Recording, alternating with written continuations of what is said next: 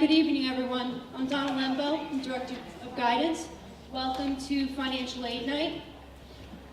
It's good that all of you are here this evening. I am also a parent of a senior, class of 2017, and I was speaking with our presenter, one of our presenters this evening, Diane from SCCC, who's the Director of Financial Aid. I, about a month ago, decided to go in and do the FAFSA, and if you're not paying attention, you're just not going to get it right. So if you haven't filled it out yet, just take your time with it, because you can easily just do one thing wrong and make a mistake. She was also explaining to me when we have to go in and create an ID, you have to make sure you memorize that, because if you type in your password or the information wrong and you don't remember that you did red and you had the R was uppercase and you put it in lowercase, it'll tell you have the wrong information. So please listen carefully tonight. We're live streaming this tonight. So if there are parents at home, they will be able to see this live. It also gets recorded. So if you ever want to go back to live stream on High Point's homepage, you can go back and review the information again. Tonight there are two presenters. One is Ms. Kristen Jacquardine, and the second is Ms. Diane Piantelette from SEC, who's the Director of Financial Aid. I will now have Kristen begin and to start off the evening. Thank you.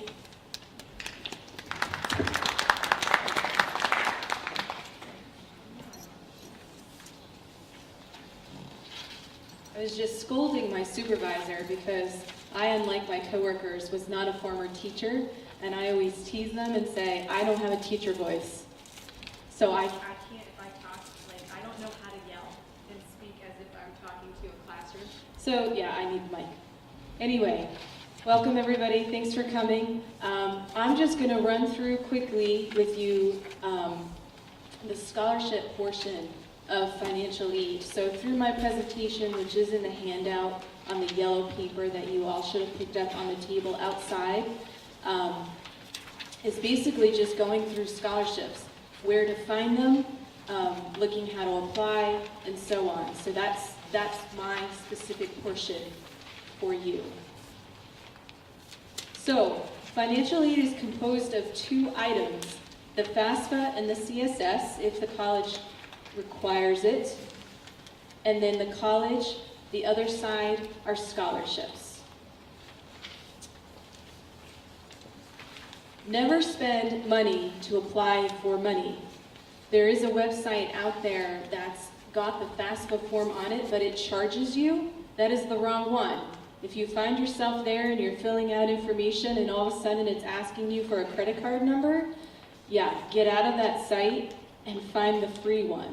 The ending of the free one is ed.gov. It's on our website. It's also easy to find off of your college financial aid web pages. Any kind of scholarship, so outside of the FAFSA, any kind of scholarship, you should not be paying any money to apply for a scholarship. If you see something like that, don't do it.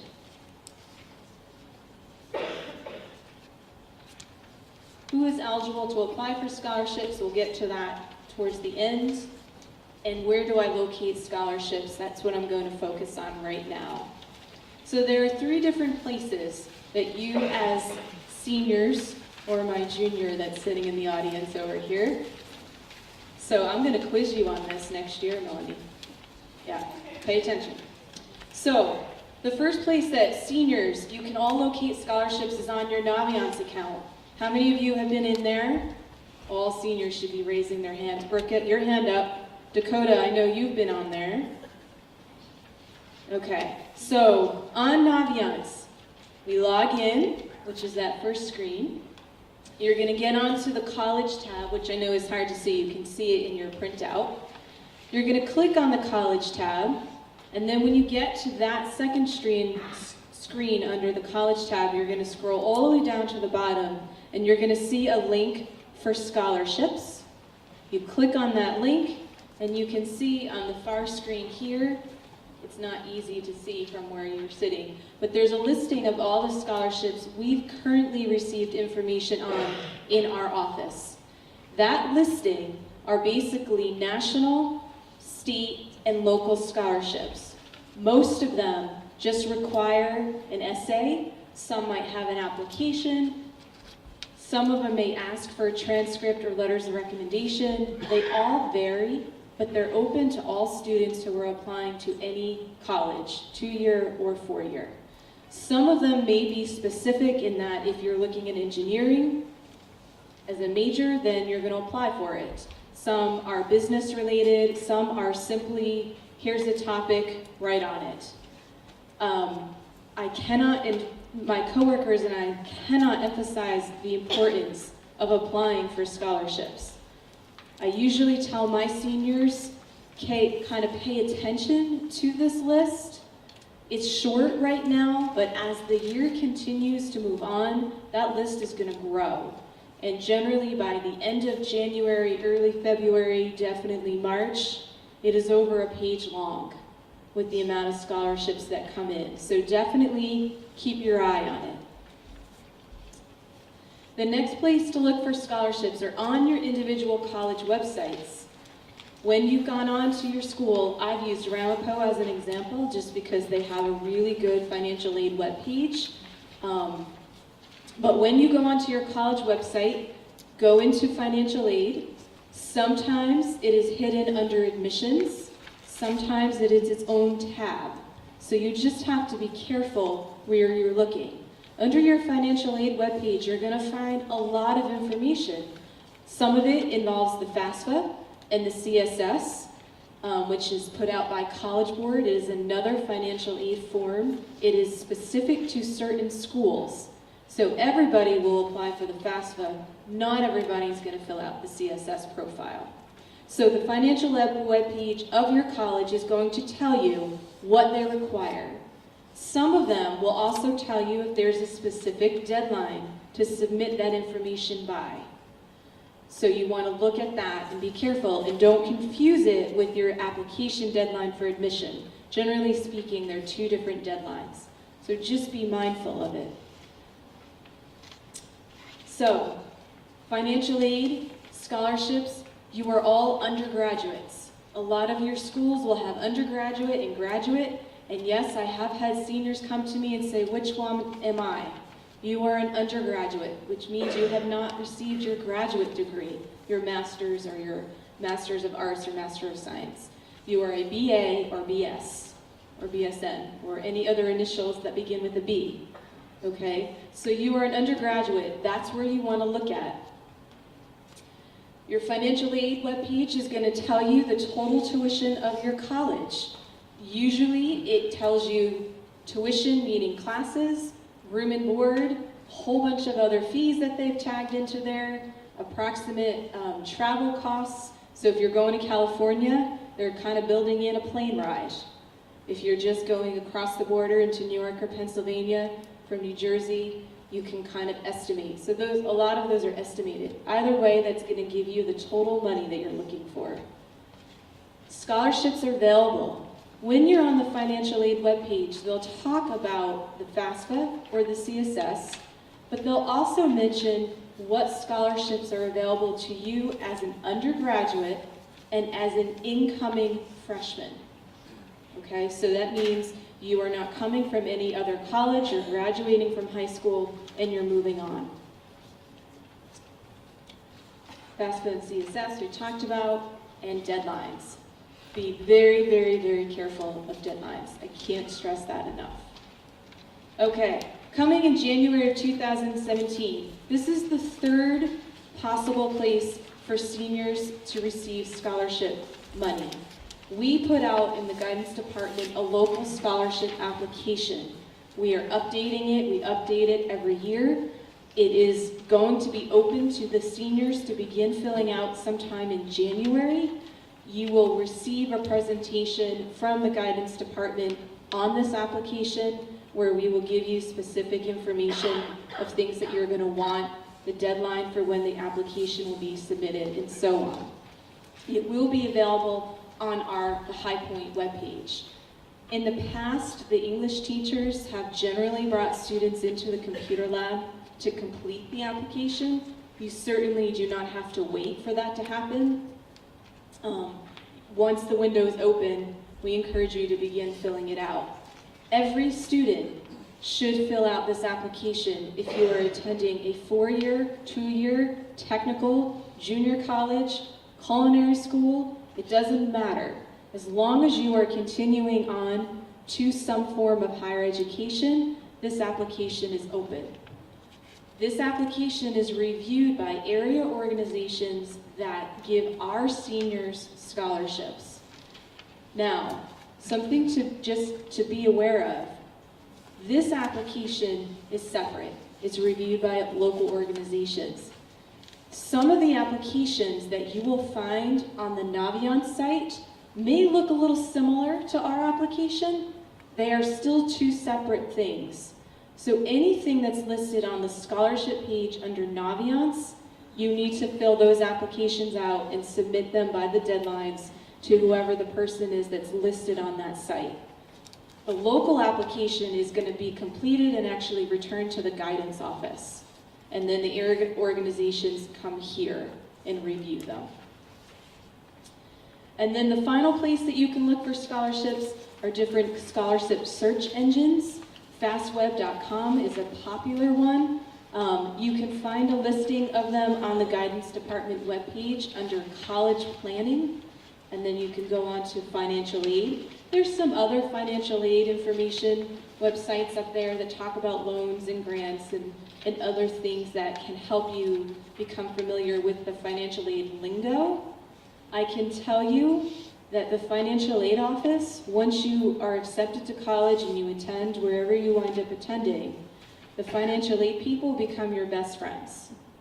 Moms and dads, you'll be talking to them a lot throughout the 4 years your children are in school.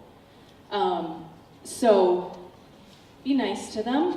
They're good people. They are trying to help you. But it can get confusing, so you're kind of getting through the application season and then financial aid pops along. And they can be complicated, it can be confusing, it is overwhelming. College can be very expensive, but there are lots of ways for you to help get your kids through school. And students, scholarships, scholarships, scholarships. I can't emphasize enough.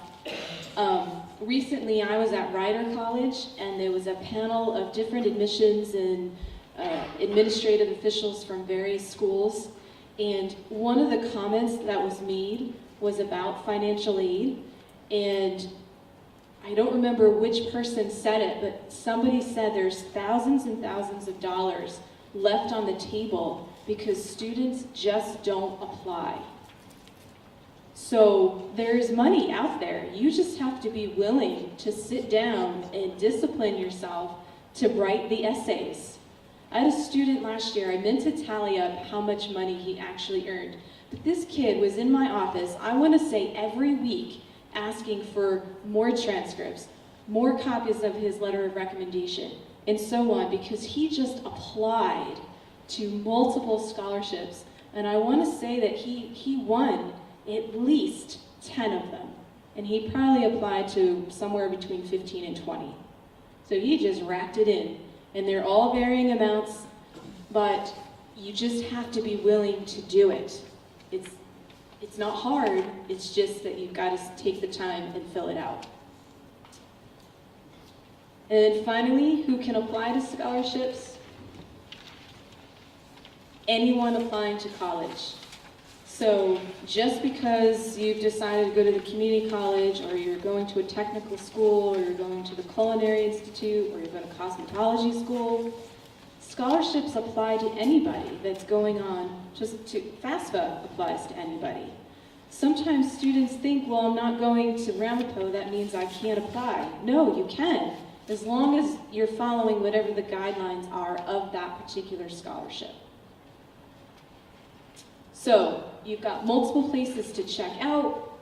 It is another part of the process.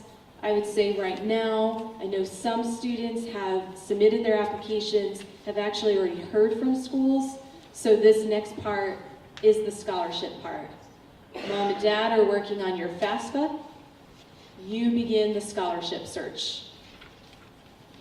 Any questions? Yeah. Can people apply to financial aid for the same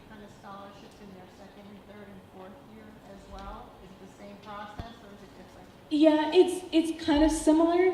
When you're on the financial aid webpage of a college, so I said you're all incoming freshmen, you can kind of look and you'll see scholarships available to returning students. So financial aid is kind of a fluid process. Every year that you're in school, you're going to fill out the FAFSA. It does become easier, as you know, because if you're filling out for the first time, then you're putting all that information in. The nice thing about the internet and the web is that it saves that information, so you're only updating it every year, as opposed to when I was in school, my poor mother had to fill the form out by hand every year for my sister and I, which is a little more of a nightmare. So it's a little easier. When you're on that financial aid webpage, so I say it's fluid, tuition changes or can change year to year.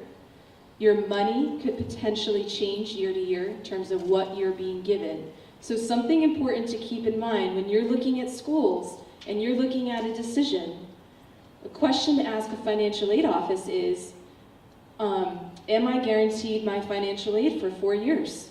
So if you get your package as an incoming freshman, you want to know, do I keep that money for the next year and the next year and the next year?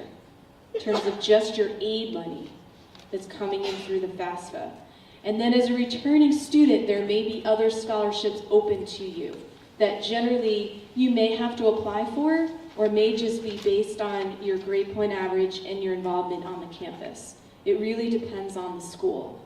So you'll have money for your freshman year, but you want to pay attention to what can become available to me as a sophomore, as a junior, as a senior. And a lot of that can play into your decision as to which school you ultimately attend, or your children attend. Did that answer your question? Anybody else? Going once, going twice. Well, thank you for listening. I'm going to invite our friend from Sussex County up to give you a conversation on the FAFSA. Thanks, everyone.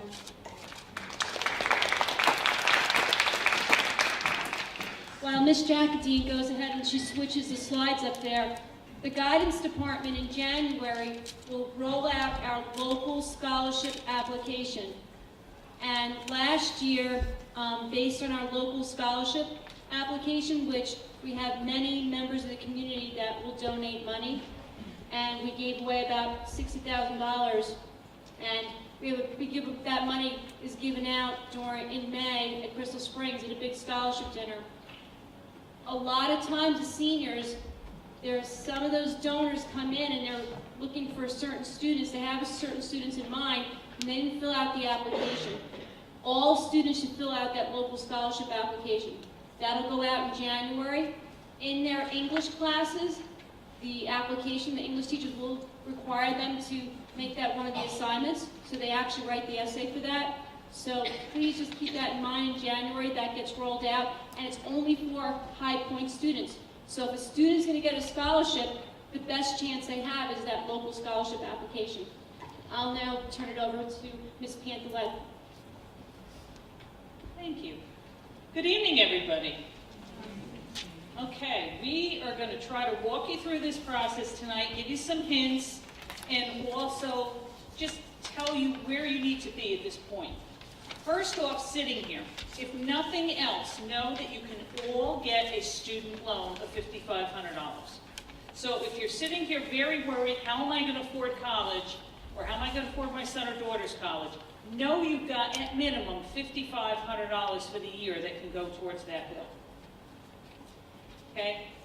The only way to file for financial aid, as we've mentioned already, is to file that FAFSA. Basic requirements, you have to have a social security number. Okay? You have to have graduated, well, before I get to that, accepted into an eligible degree program. You can't just be trying classes here or there. You must be admitted into a major that you pick. You have to be pursuing a specific degree or a certificate or an associate's degree, bachelor's degree. You have to be a U.S. citizen or a permanent resident.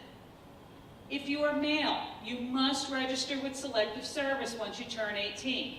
You're registering for something that does not exist. There is no draft. No one's going to call you into the Army. but you must register for this. They started it back in the 80s, they never got rid of it.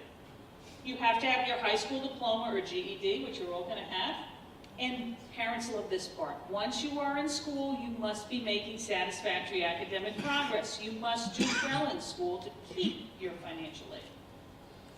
Now, the hardest part of this process for anyone is doing this FSA user ID and password. I will tell you that parents and students will sit there and take 45 minutes to put together the user ID and password, and then take about 15 minutes to do a FAFSA.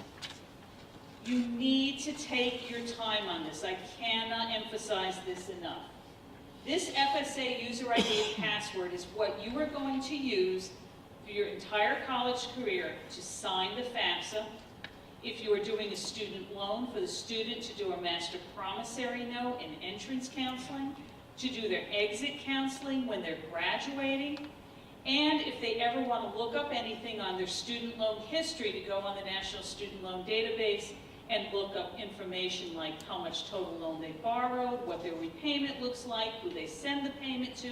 Everything is there through this user ID and password. What you have to do is you're going to be setting it up, and I'll show you where. You have to create a username and a password, and you have to use each a separate email account. So the student is doing it with their email address. The parent, at least one of the parents, are doing it with their email address. You have to answer challenge questions. They're going to give you a choice of 2 challenge questions to answer. It's going to then ask you to create 2 challenge questions. And that seems to be the longest thing, because nobody ever figures out what to ask themselves. So tonight, your part of your homework is to go home and think about what challenge questions you'd like to ask yourself, because you're going to need that. You also need a significant date in your life other than your own birthday. Now, all of this information is being recorded. You have to take your time. I see students, they're fast at the computer, they fly through this, and they're typing things, they misspell things. Anywhere on this site, when it says show text, you want to click on that and show the text and double check your spelling. You want to be sure, as was mentioned before, it's case sensitive.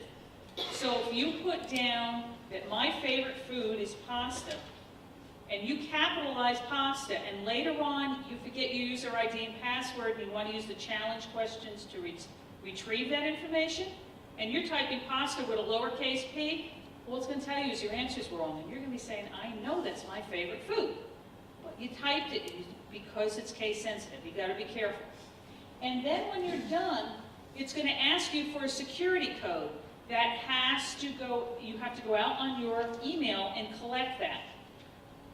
So if any of you have your email set up on your own personal computer, and you don't remember your user ID and password to your email, and you're trying to do this from a different computer, make sure you get that user ID and password for your email, because you have to be able to open it so that the secure code will work everywhere. Otherwise, you can only use it for the FAFSA that night. It'll take a couple days to do it, okay? And write everything down so that you have it, keep it in a safe, secure place so that you can retrieve this, because each year when you do the FAFSA, you need that user ID and password for the student and the parent. Okay. As I said, that FAFSA ID is going to allow you to complete the FAFSA and sign it electronically. It's going to allow you to go back on if you need to make corrections. It's going to allow you to go in and do the master prom note, the entrance counseling, eventually the exit counseling, and to look up any history that you need. This is the site, FAFSA.gov. Never ever go to FAFSA.com, as we've mentioned, because they will charge you $85 for the free application for federal student aid. So you don't want to do that. And you see right in the top there where it's circled in red, FSA ID? That's where you go to create that user ID and password. And again, it's the student making one, and then at least one of the parents, if there are 2 parents in the household. Any questions? And if you have questions along the way, just stop. Okay? Is there a question out there? Where are we? There you go. Just with emails, for a student who might be using a high school email now, can they then change it to a college email for their sophomore year, right? if they're going to be applying again? Okay. What they can do is once they get that new email address, you can go out on the FSAID site and you can edit it. And you can change that, and you can change it on the FAFSA as well. A lot of the kids can just create a Yahoo account, a Gmail account. You know, most of them have that already, and they can just use that. Okay. Any other questions? Good question. Yeah, quick question. Yes. If you have already done this for my other order, and we haven't been on the site for a long time, is it compliant to send that for each student? Okay. Question is, if you've done it for another student, do you have to set it up for each student? Yes, you do. So how many years has it been since you've done the FAFSA? 2 years. Most likely, it was right before they switched to this FSAID. You probably used a PIN number? Okay. What's going to happen is you need to do one for your daughter, one for yourself. And it will, if it knows you have a PIN number, and it's amazing how all these sites know all this information about you, it will pop up and say, do you want to link it to your PIN? And if you remember the PIN number, you can put it in. If you don't, it has a little box that says, forgot my PIN. You click on that, it will bring up one of the challenge questions that you did back when you set up your PIN number. You answer it, and then it will link it. By doing that, it basically certifies that you are who you are automatically if you link it to that PIN number. If you don't have a PIN number because you've never done this before, it will not ask you that question. Do not worry about having a PIN number. Okay? Yes? How far does it go back? How far does what go back? The PIN number? FAFSA for my son 10 years ago. Okay, 10 years ago you may have had a PIN. Yeah. Okay? Is that gonna So pop up? when you set up a user ID and password, it will probably ask if you want to link your PIN. Okay? They do keep that information for a while. Okay? We're good? Okay. Okay, FAFSAs have changed. Used to be that you had to wait till January 1st of the year that you were filing before you could do the FAFSA. No longer. They have changed the process. They have gone to something called PPY, which is prior year income. And they are basically going back 2 years now instead of only 1 year on the income. So you can now do your FAFSA.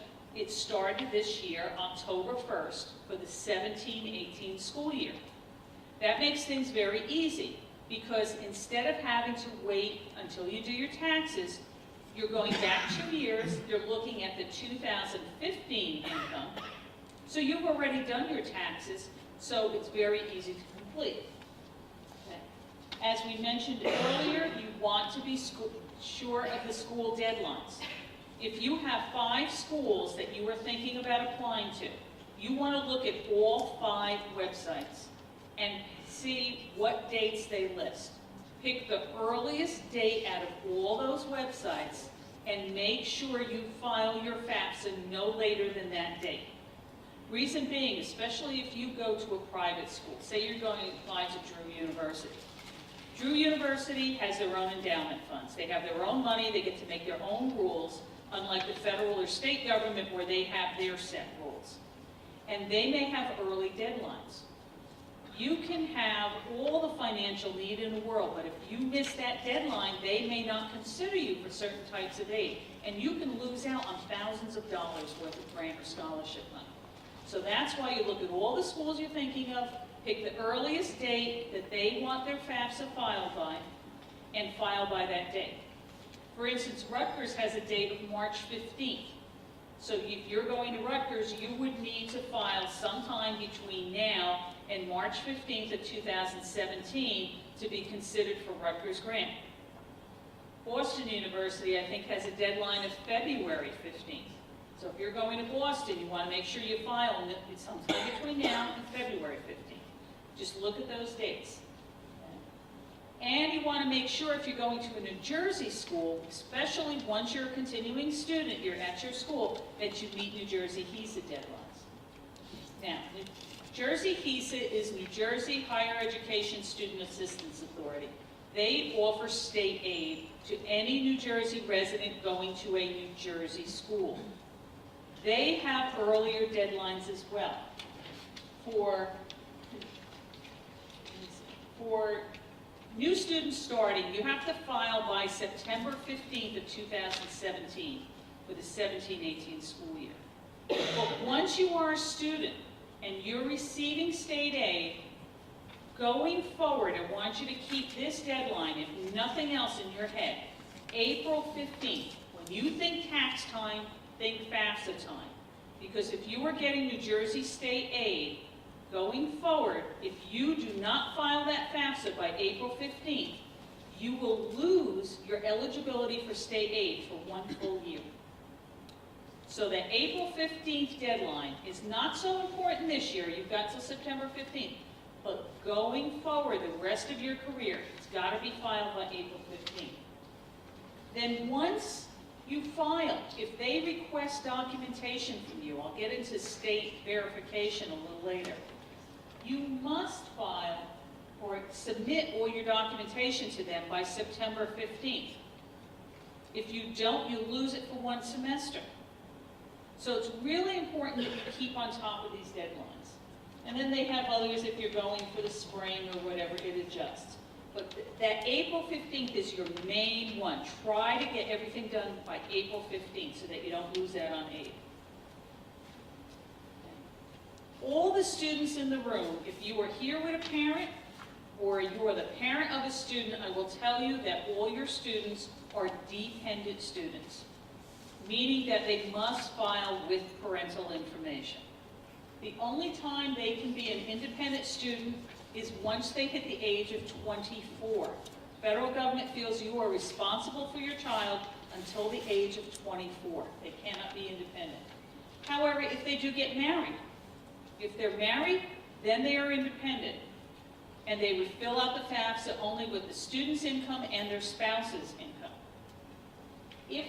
Once they get into graduate work, none of them will be answering yes to this question, even if you're thinking, oh, I'm going to be a doctor, and I'm going on a medical school. You do not answer yes right now because you are still in an undergraduate program. Okay? If you have children, if your student has a child, and they are supporting them, okay? If your student has a child, but grandma and grandpa, okay, are claiming that child and paying for all their support, your student is not independent. They must be able to support their own child to do that. Or if they have other dependents. And then there's a number of other ways. Once they're in the U.S. Armed Forces, they're a veteran. If both parents are deceased, okay, you might be here as the grandparent of a child that you have custody of because the parents are deceased. Or emancipated minor. Some of you may have your children emancipated. It doesn't work in New Jersey. It's only good for stopping child support payments. They cannot be independent for financial aid purposes. If they are in a legal guardianship, if you're an aunt or uncle who got legal guardianship of a student, okay, then they would be independent. And then I know sometimes we say, yeah, if they don't start listening to me, they are going to be homeless, okay? If they are at risk of being homeless or homeless, they can be considered independent. And if, for any of you who might be grandparents who have custody of your grandchildren for one reason or another, those you need to speak to the financial aid office. Custody is not the same as guardianship. It requires something called a dependency override. And you would have to speak with the financial aid office. They will most likely give you a form to complete. The student will have to write a letter giving the details of the situation. A relative or friend has to write a letter. And a third-party official letter from a high school guidance counselor, a priest, a clergy person, a physician, on agency stationary that can also attest to that situation. And then the school will make a determination if they can or cannot make them independent. So basically, if you can't say yes to one of these questions, the student's dependent, and we need the parental information. Okay? When you complete the FAFSA, have everything with you. You want to have your Social Security card because you want to make sure that you put the name on the FAFSA for both student and the parent exactly the way it appears on the Social Security card. Okay, if your name is William, but you go by Bill, you fill it out as Bill Smith, it's not going to match. This FAFSA gets sent to several places. It goes to the central processor for processing. It goes to the Social Security Administration to make sure that the name and the birth date and the Social Security number match. It goes to INS to make sure that if you're a permanent resident, that your alien registration number is correct. So you have to make sure that it matches what's on the Social Security card. You want to have your 2015 tax returns, your W-2 forms in front of you. There is a very easy way to fill out the FAFSA that you don't even have to type this information in, but you still do if it's a two-parent household, need those W-2s, and I'll explain why. Any untaxed information you have, Social Security, any kind of benefits that you're receiving, disability. Current bank statements, they're going to ask you, as of today, how much money do you have in the bank? How much do you have in investments? And if you have a business or a farm, they only count the value of that if you have 100 employees or more. And most do not. Okay? And everything must be filled out or they will not process that fast. Okay, so untaxable does say pensions, what about like IRAs and stuff like that too? Okay, the question is on the untaxed income, what about pensions, IRAs? What they're counting on the FAFSA is any payments you make into that. Okay, so that's why you need the W-2s, because under box 12 on your W-2 would show any kind of payments that are made into pension plans. And there are only certain alpha numbers that go in there, and they will show you, as you fill out the FAFSA, what numbers or what letters to look for and what you have to count. Okay? When you have everything, make sure you have everything handy in front of you. It makes it a lot easier. Use this IRS data retrieval. This is probably the most perfect thing I have ever seen the Department of Education come up with. When you go to complete your FAFSA, it's going to ask you a couple questions. It's going to ask you, have you completed your tax return? You can say, yes, it's completed, because we're long past the deadline for 2015. It's going to ask you, how did you file? Single, head of household, married filing, joint.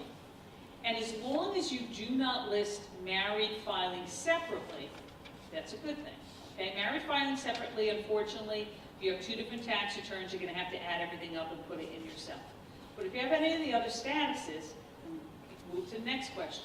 It's going to ask you, did you file a 1040X form? And a 1040X form, if you don't know what that is, that means that you filed your tax return, realized you made a mistake, and had to amend the tax return. Most people are saying no to that. And then it asks if you filed a Puerto Rican or a foreign tax return. And if you say no to that, it's going to give you the option to link to the IRS. You want to click on that button. When you do, it's going to give you this little warning that says it's taking you out to a different website. And it's going to bring up some information off the IRS website. And it's going to give you another little warning that kind of basically says, if you're not who you are and you're stealing somebody else's identity, they're going to put you in an orange jumpsuit and give you free room and board for a while. And you click on that, and then there it will show most of your information.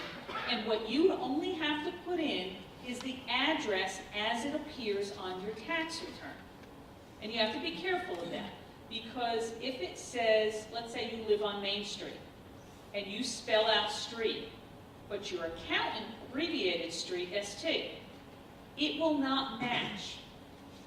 Check too, if your accountant misspelled your street, or they misspelled your name, you need to put it on that form, on that screen, exactly the way it appears on the tax return.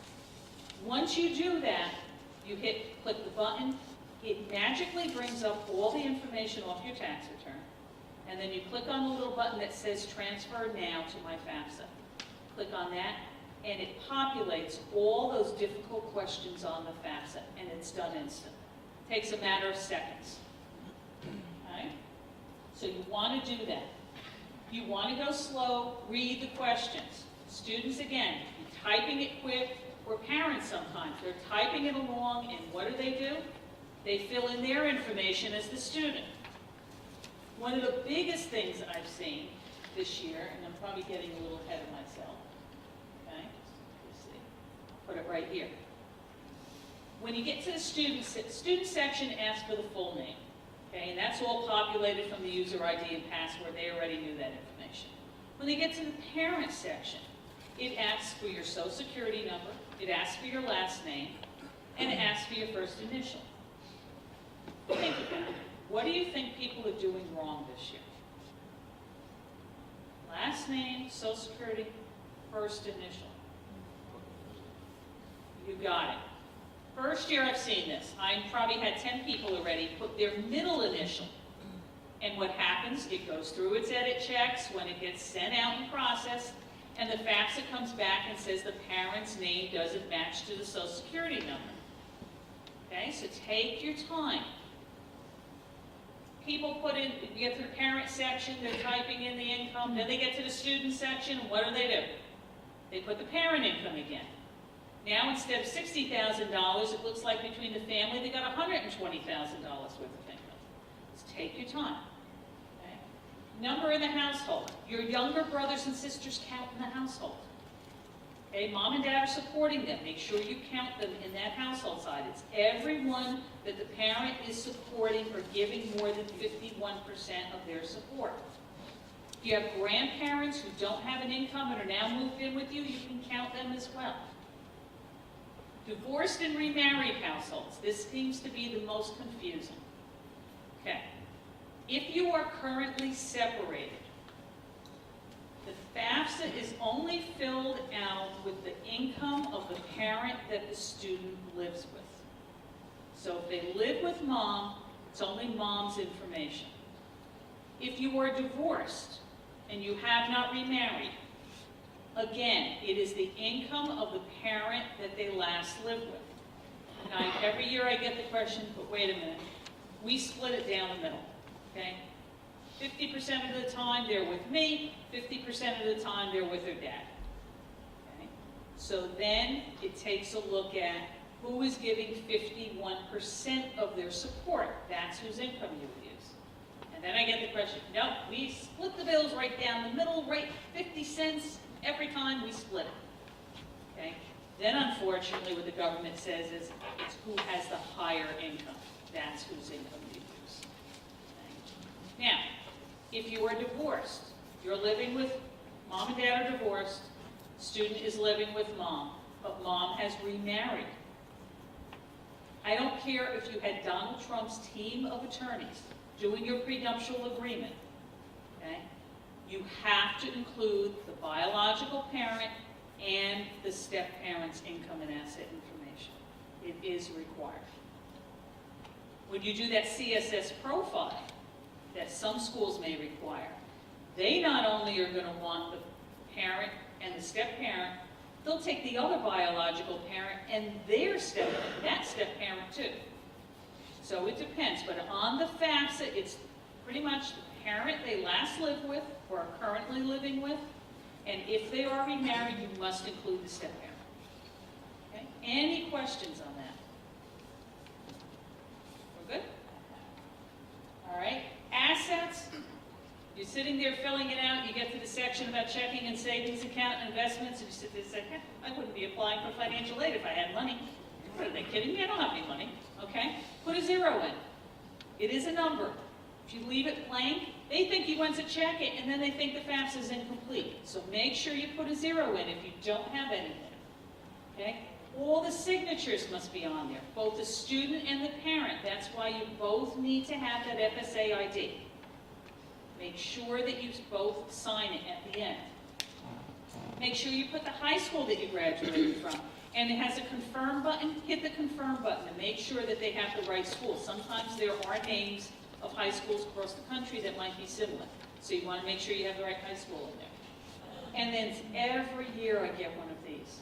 Get a student who comes in June or July and says, all my friends got their award letters, I still didn't get anything from you. What's taking so long? Did you file the FAFSA? Oh yeah, I did that back in February. I know I did. Okay, we take a look. You don't have your FAFSA. Oh, but I know I did it. Okay, well, you go on your side and take a look. They go in and look. Sure enough, they did the FAFSA, but they never hit the submit button. Now they're coming in, they're a renewal student coming in June and July. What do you think just happened if they're a New Jersey resident? They missed the state deadline of April 15th. Okay, it breaks my heart when I see people who lose out on free money. That's why it's important. Check it. When you hit that submit button, you instantly get an email to your email account telling you they got it. And then approximately 3 days later, they tell you they processed it. They send you another email. You don't get one of those, something's wrong. Little bell should go off in your head. I got to go back and check this. Okay?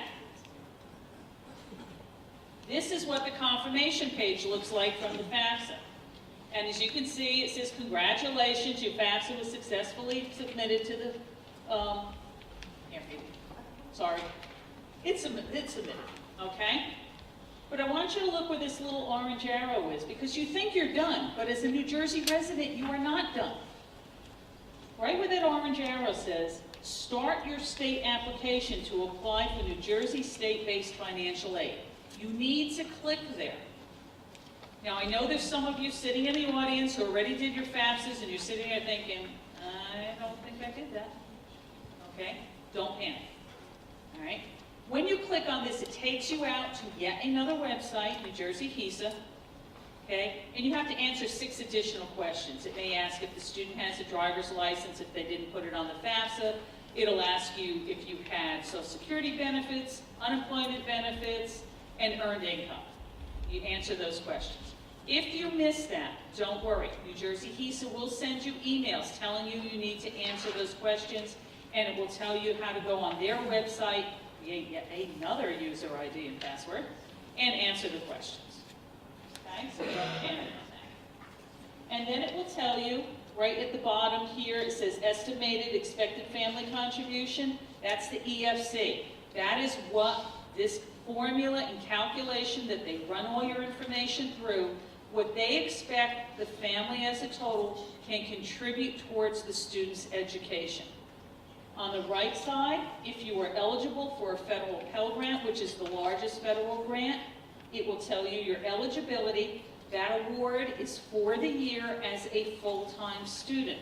If your student attends part-time, they will still be able to get financial aid, but they will get a lesser amount only because their bill is less. And it will give you that eligibility for the federal direct student loan, which I already told you is $5,500 as a first-year student. As we talked about already on the state deadlines, I'm not going to go over this too much. You need to complete that FAFSA. You need to click on Start Your State Application. If you miss it, you've got to go back to a site called njgrants.org and answer the questions.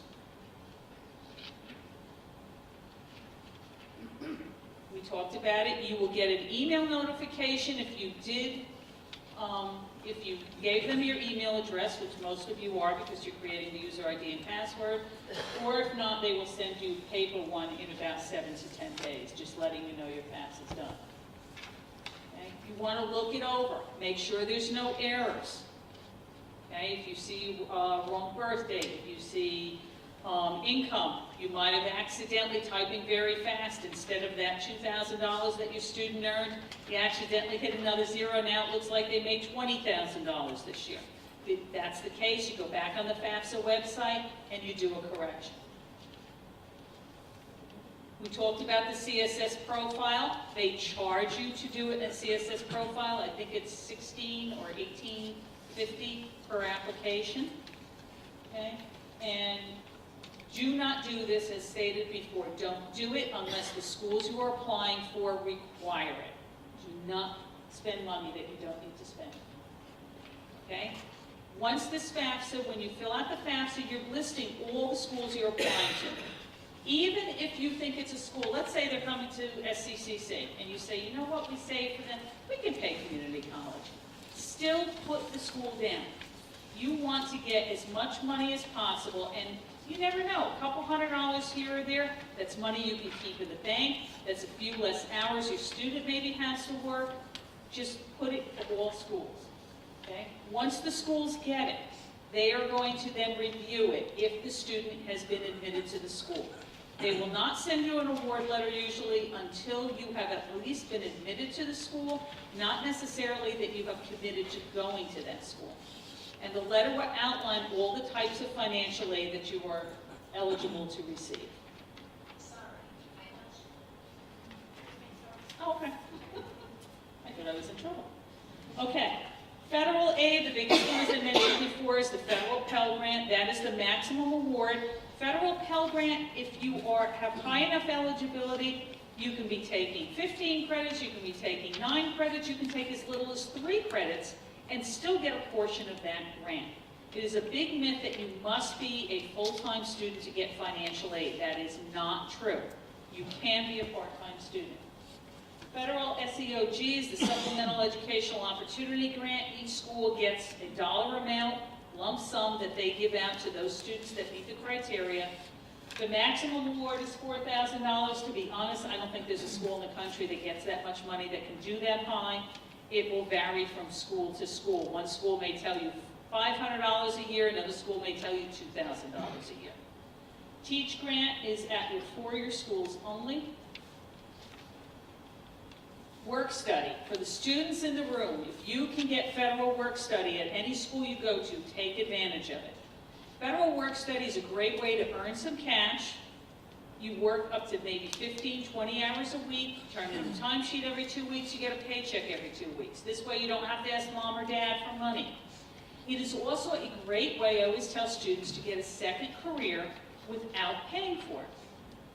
You have, you talk to any financial aid officer, admissions officer, registrar, sometimes housing director, and you will probably find that they worked as a work study student in that department when they were in college.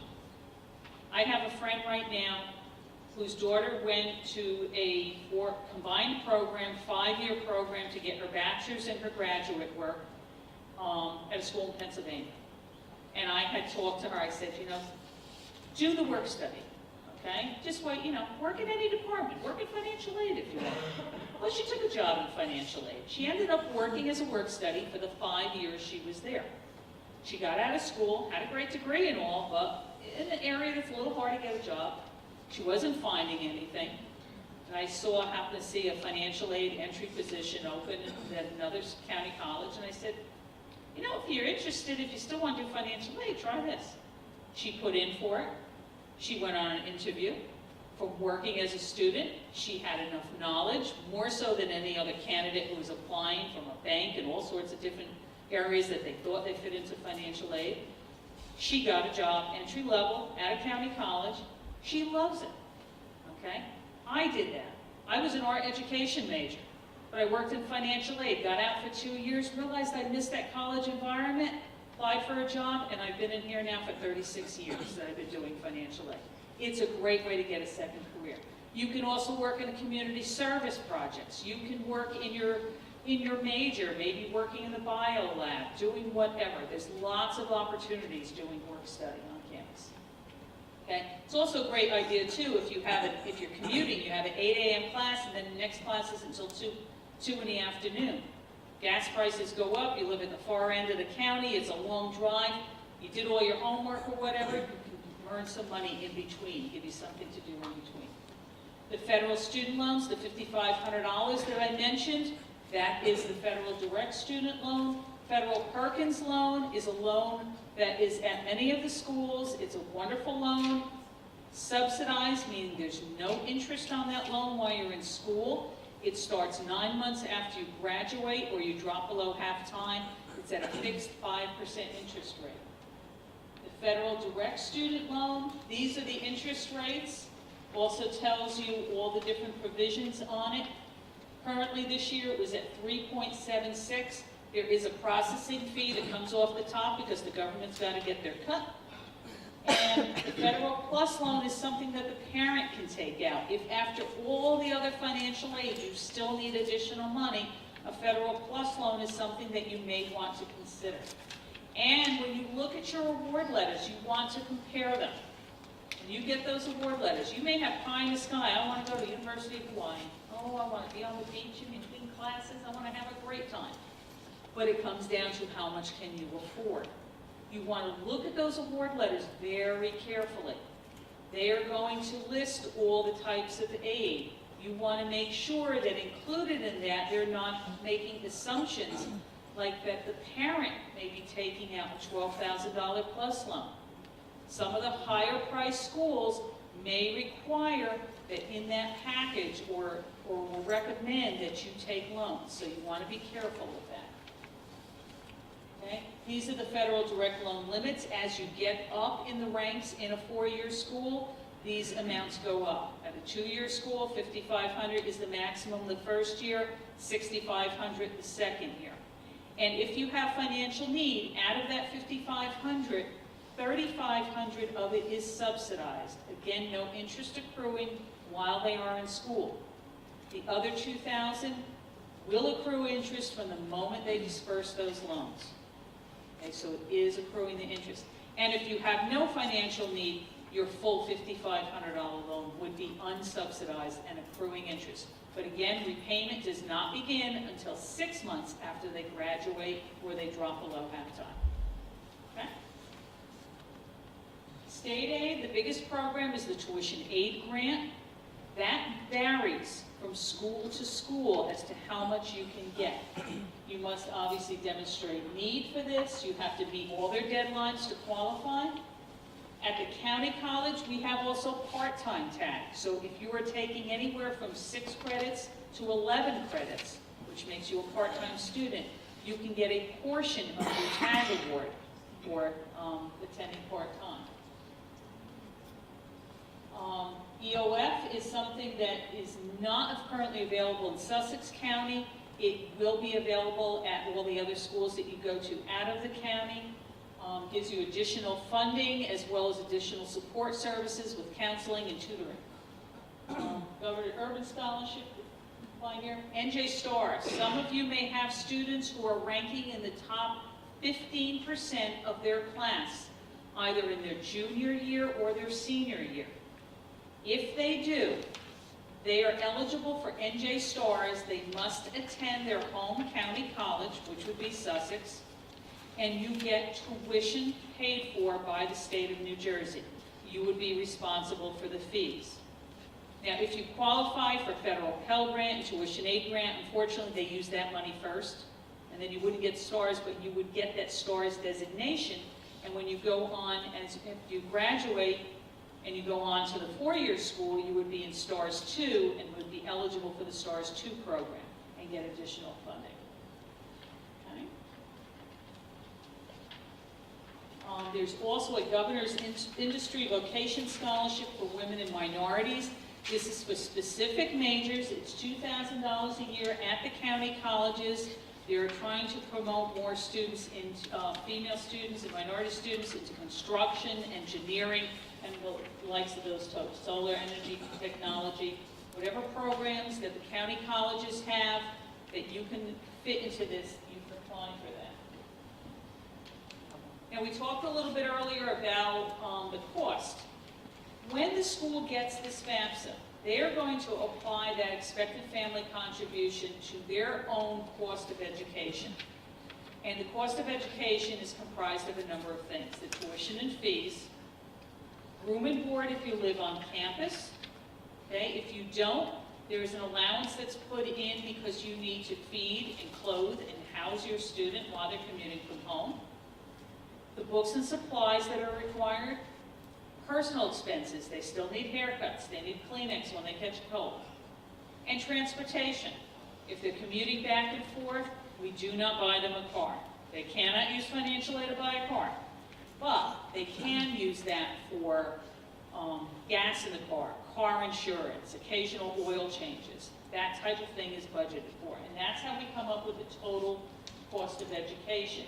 It can also include specific course that are required by all students or for specific students. So for instance, if they're a graphic arts major and they're required to get a certain Mac Pro tablet or computer, that you can add that cost in there to help increase the amount of financial aid they can get. That expected family contribution, They come up with an EFC. It is not always reality. Sometimes you look at that and you say, $10,000, they expect me to come up with $10,000? How do they expect that? Okay. It does not always reflect your reality. There is two components. Part of it is coming from the parent's information, part of it from the student. And the EFC stays the same. What will change is the cost of education.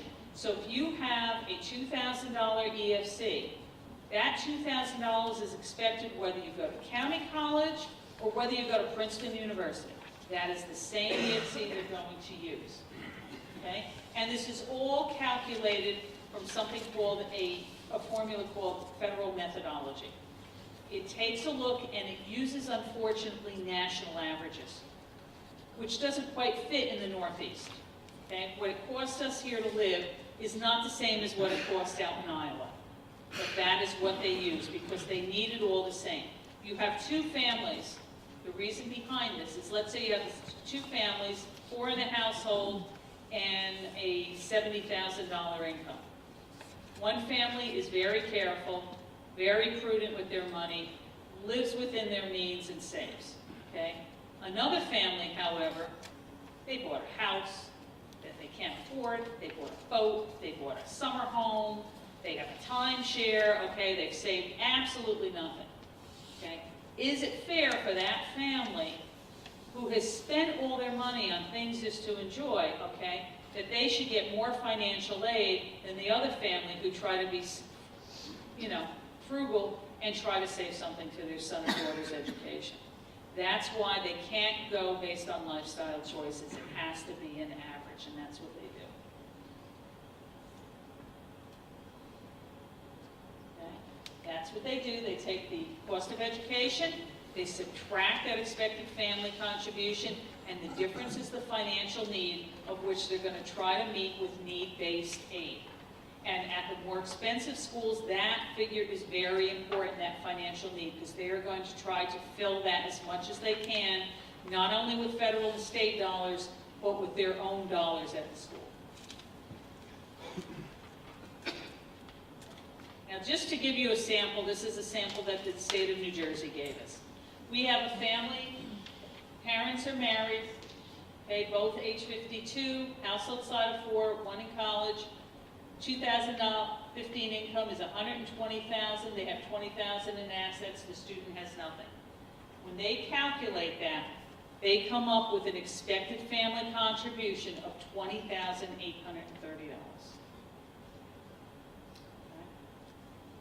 Okay. Now, if you take that $20,830 EFC, as you can see at a community college where the total budget is roughly $14,500, you have no financial need. You would be able to qualify for an unsubsidized student loan, and that would be it. But you go to a state school where the cost is a little higher, $25,000 or more. Now you're getting a little financial need, $4,731, that they might be able to meet with grant money. And if you go to a private school where the budget is over $45,000, you have over $24,000 worth of financial need that they are going to try to help you with need-based aid. So as you can see, the EFC stays the same. It's the cost that's going to make the difference in terms of what you may or may not be eligible for. All schools have a net price calculator on their website. It will give you an idea of what the cost is at the school. Okay, it's a little misleading for some of the county colleges because they are figuring in room and board at the other schools. Usually you may be living on campus. At the county it's not. It's putting in that room and board and we're figuring the cost at home. You really only have direct costs at a county college.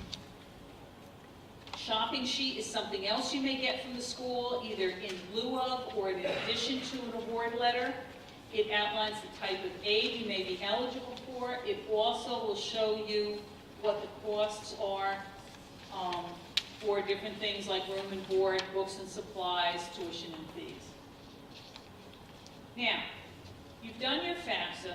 It's been very easy. You did everything. You used the IRS data retrieval, transferred everything magically to the FAFSA. But you get selected by the federal government because you're special. And you get selected for federal verification.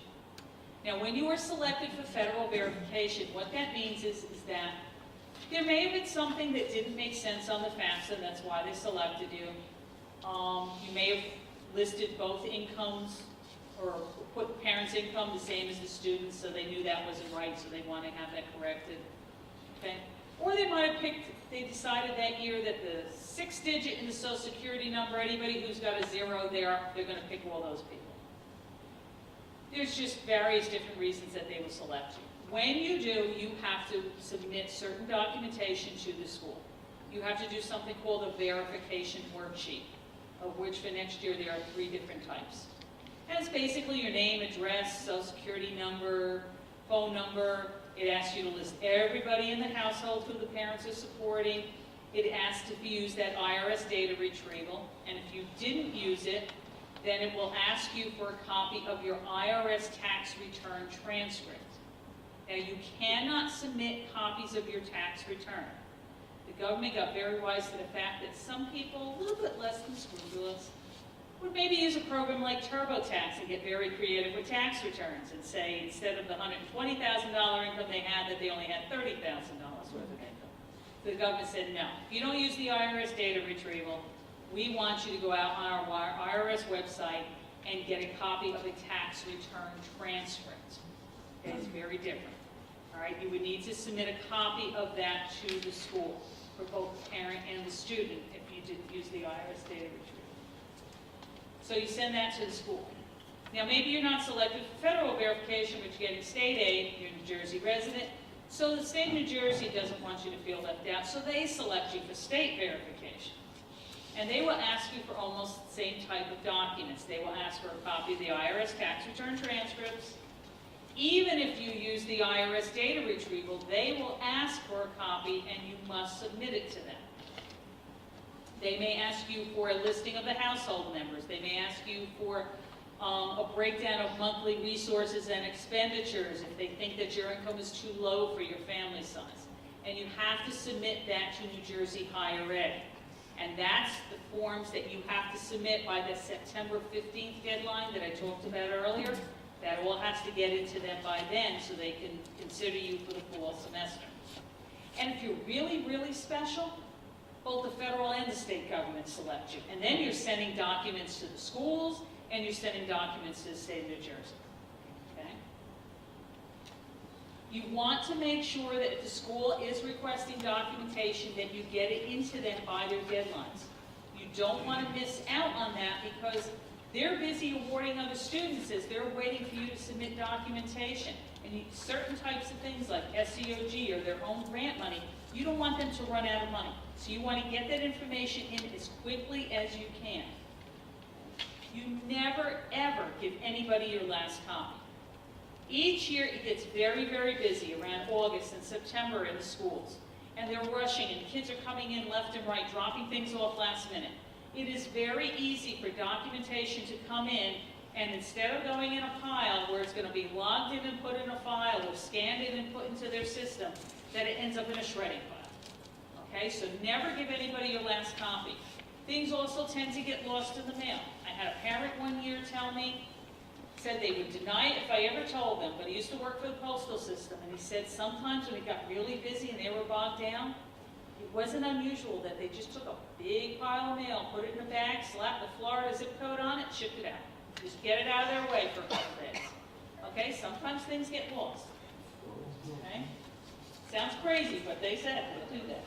Okay? Look up the websites. Okay? If there's information that you need to know, it may be available on the website, so you don't even have to stop in the financial aid office or make a phone call. And don't ever be afraid to ask a question. No question is stupid. Okay? These things can be very confusing. And students, please, I tell students all the time, if you get a letter home or you get an email and you don't understand it, come into the financial aid office. But don't do this. Don't come in and say, hi, I got a notice from you. You need something from me. Okay, well, did you bring it? Your information? Well, no, I didn't know what I needed. Okay, would you bring what the letter said? Well, I don't know, I didn't read it. Well, did you bring the letter with you? No, I left it home on my desk. Okay? Just come in with the paper, Put it down on this, say, excuse me, can you help me with this? I don't know what to do with it. Most financial aid offices, that's what we do. We're student services. You are paying fees, lots of fees at these schools. You want to get your money's worth. Take advantage of the services. Bring it in, let them walk you through it. I know at my office, over my years, I have always worked with great people. But the staff I have at Sussex is bar none the best. Okay? They will take any time they need to help explain things to you. All right? Don't be afraid to ask people. Scholarships, we talked about all the sites. Definitely apply for scholarships. How many of the students in the room have part-time jobs? Raise your hand. How much do you make an hour? Huh? Minimum wage? Anybody making $10 an hour? Okay. I want you to think about this. You apply for a scholarship, okay? You maybe have to sit there and take an hour of your time to do a scholarship application and write an essay. If you're making minimum wage, okay? Let's say you put in for the scholarship. You now get nothing more than a $250 scholarship. Think of it this way. If you were making $10 an hour, how many hours do you have to work to make $250 clear? Right? 25 hours? Okay? You took an hour of your time and got a $250 scholarship. You just made $250 an hour. Okay? It is worth it. That's $250 that maybe if your parents said, all right, we can pay your tuition, but you've got to pay your own books, or you've got to pay to put gas in the car to go back and forth. That's $250 now that you can earn and put away for something else. Okay, it is worth doing these scholarships. There are always scholarships that nobody applies for. And there are scholarships for everything. Italian scholarships, Polish scholarships. There's a scholarship for tall students. You all heard about, probably you see every time around prom each year, the duct tape scholarship. Scholarship for the most creative prom dress out of duct tape. Okay? These things are really out there. You want to check in, if scholarships, you've done everything, you still have a balance, check into payment plans at the school, and you want to do that early. Payment plans are set up at the school. Usually, many times they don't even have a fee, no interest, but the earlier you apply for them, the more months you have to pay off that balance, so it's a lesser amount each month. It's easier to plan. The campus employment we talked about. Once you're a student, there's other opportunities. If you're living on campus, you might be able to be a resident hall advisor, where they will give you free room if you just be a counselor or advisor to watch over in the student residence halls. Student ambassadors, we have a program where students volunteer. They do 80 hours a semester helping out with things like orientation, giving student tours for prospective students. And what do they get? 12 free tuition credits. That's a great amount of money at $140 a credit. Student tour guides, there's internships, there's all sorts of things that you can check. These are some of the other websites. One in the middle there, if you're a male and you need to register for selective service because you turned 18. Okay? You want to talk to people in the know. Guidance office, you have a great guidance office here. They have a lot of good information. Talk to them. They will help you through this process. Talk to the financial aid offices.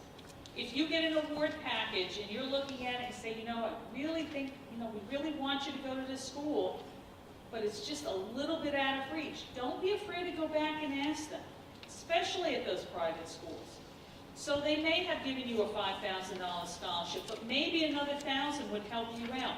They really want you there, and they have that extra money, they're going to make you an offer for additional money. Worst case scenarios, they're going to say, no, we don't have it, we can't help you. But at least you asked. Don't be afraid to ask. You want to check for credit for your scholarship opportunities. You have a checking account, savings account, through a bank, a credit union. You want to look on the website. Many times they offer their patrons that you can apply for scholarships. Parents, your union members, check your unions. Your students may be able to apply for that. You belong to a church, a synagogue, they offer scholarships. You're in the choir, they may offer scholarships. Your employer may offer. Many of the students in the room, you shop online, okay? Walmart offers scholarships. Any of the places you buy from online, check their websites, their corporate sites. They may offer scholarships that you can apply for. And as crazy as it sounds, your medicine in your kitchen cabinet.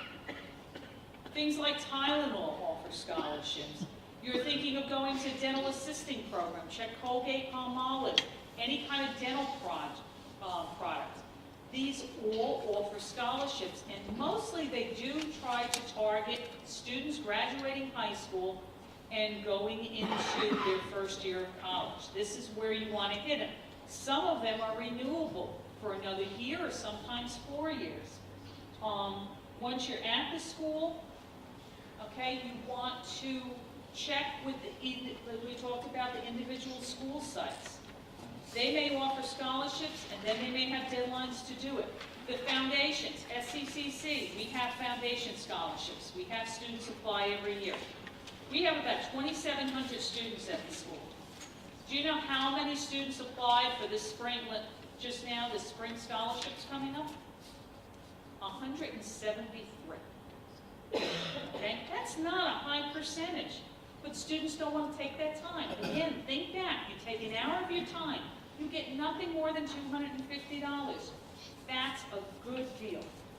Okay, it is worth doing. You really can get those extra scholarships if you apply for them. And if you apply the first semester at your school and you don't get a scholarship, don't get discouraged. Okay, that first year you apply, like I said, let's go with graphic arts again, okay? You apply for graphic arts scholarship. Well, maybe that year there were 10 students that applied out of the graphic art department, and there were a couple that were, upper level classmen, and they were really good at what they did, or really good at writing, or whatever, and you didn't get it. But the next semester you apply for that same scholarship, and they have 2 of them to give out, but only 2 graphic arts majors applied for the scholarship. What do you think's going to happen? They've got to spend that money. They've got to give it out. So you just want a scholarship. Okay? Sometimes the scholarship programs, you have to have a specific major. You have to have a specific grade point average. Okay?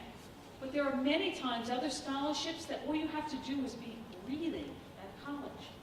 And they'll give you that scholarship. You just needed to apply. Okay? You may have athletic ability.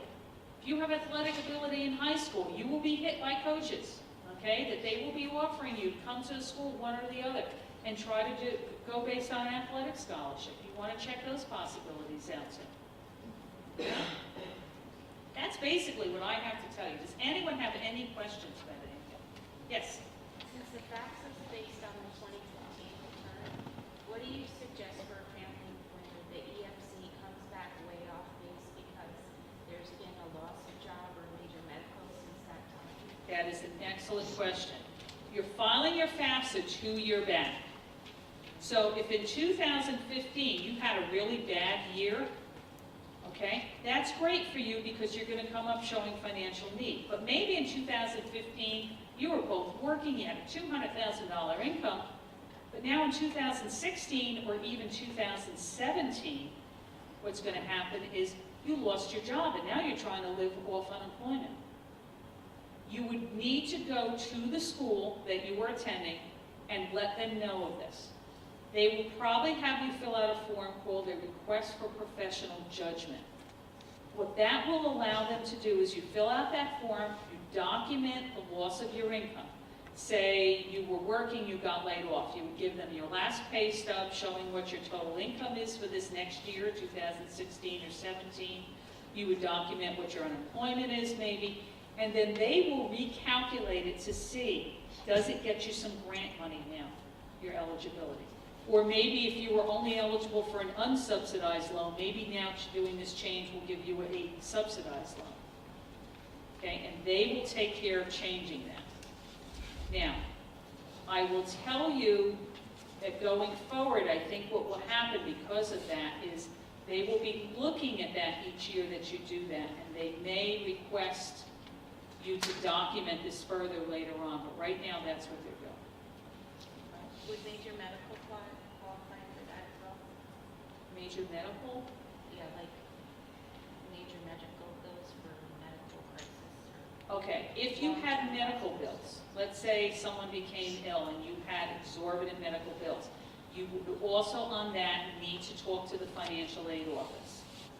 Okay, there is a way to include a portion of that for the state information. There is also a way to include on that for the federal, that they can do, again, a professional judgment to work that down. Okay. Any other questions? You know, and I'm looking, I realized that one of the slides didn't come up. I don't know what happened. It just kind of disappeared on me there. With the state aid, I did get to talk to you about that a little bit.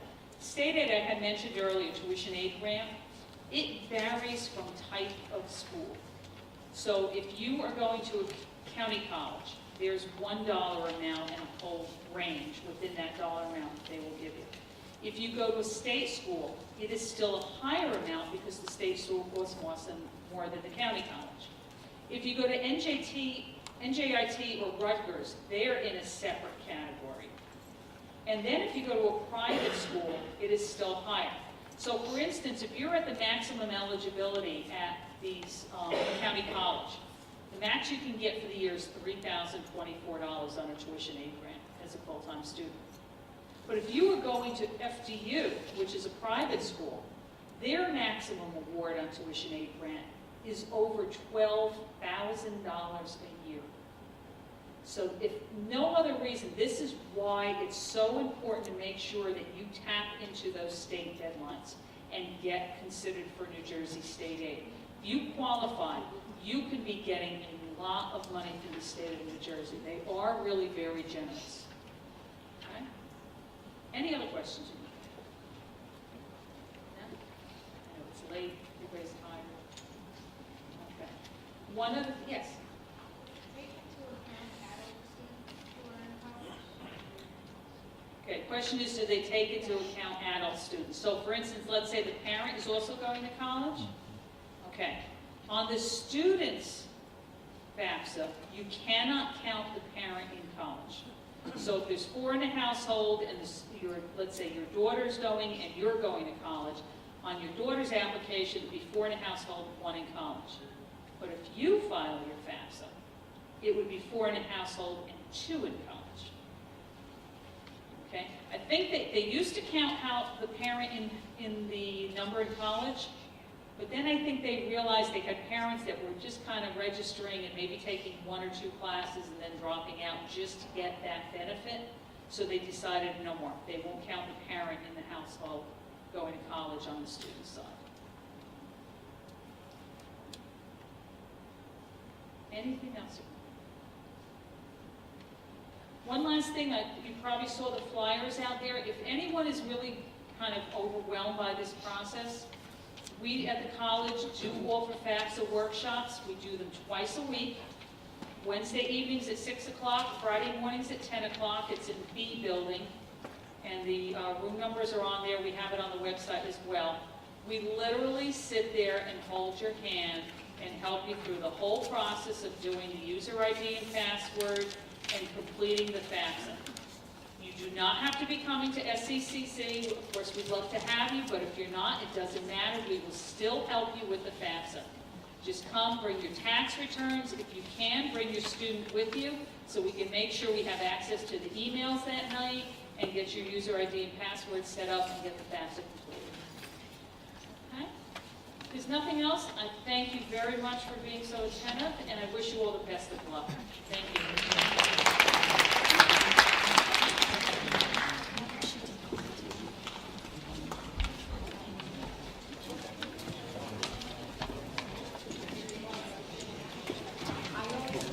You